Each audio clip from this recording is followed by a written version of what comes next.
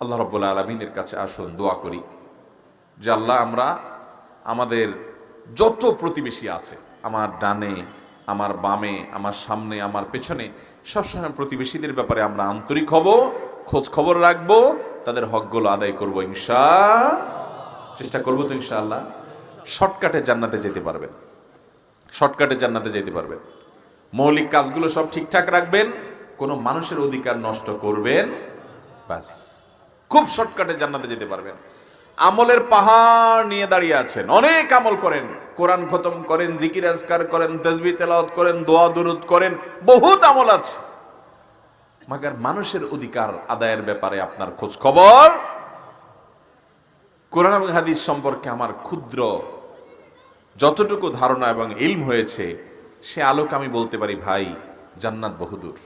অতএব মানুষের অধিকারের সাবধান হব তো ইনশাআল্লাহ।